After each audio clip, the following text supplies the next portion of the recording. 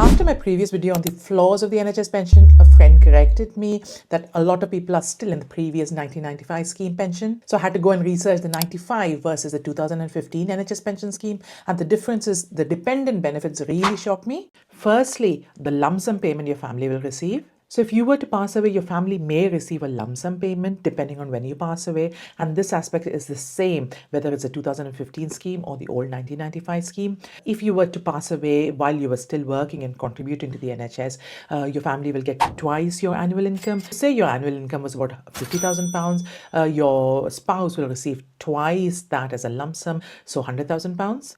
Your spouse may also be eligible for a lump sum if you were retired and then you were to pass away, but this is only within the first 5 years of receiving a pension. So if you will pass away after the 6th year of receiving a pension, your family will be eligible for no lump sum payment. And the lump sum calculation, if you were to pass away after you were retired, is 5 times your annual pension salary minus whatever benefits you've already taken. So I'll put some numbers on this so you can understand it better.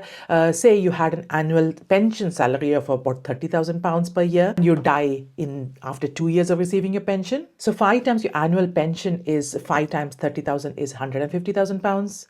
But you've collected your pension for 2 years, so that is £60,000. So the net benefit your family receive is £150,000. Take away the £60,000 you've received over these 2 years.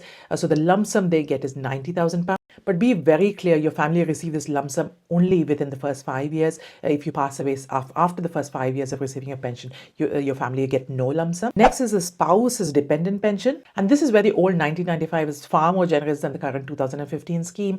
With the old 1995 scheme, your spouse receives half your pension wages. Whereas in the 2015 scheme, it's only 1/3 of your pension wages. So the old example where you receive a pension of about £30,000, your spouse with the old 1995 scheme, they receive half of that, which is £15,000. It equates to about £1,500 a month. The current 2015 scheme, it's only 1/3 of your wages. So 1/3 of 30,000 is about £10,000 annually, which equates to about £800 a month.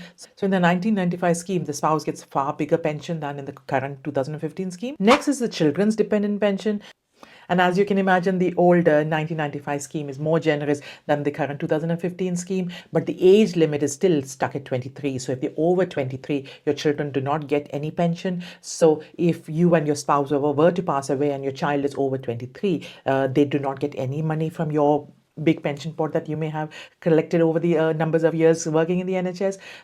In the 1995 scheme, your child gets 1/4 of the pension, or if there's more than one child, it's half your pension divided by the number of children. So the old example of £30,000 annual pension income. So if you have one child, your child will get 1/4 of that, which is about £7,500 per year.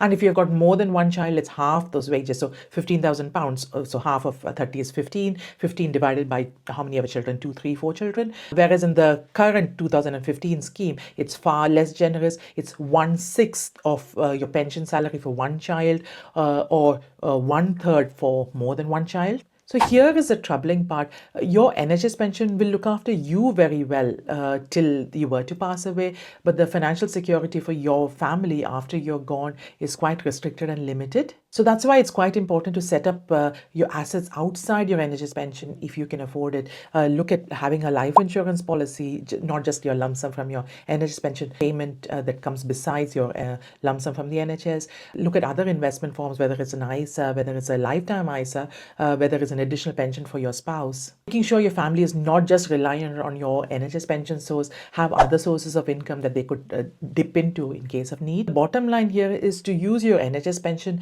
as your nice rock solid base, but not as your entire financial plan. If you found this video useful, it's likely that a friend or a colleague may find this useful as well. Please forward this to your family and friends. I'll see you next time. Bye.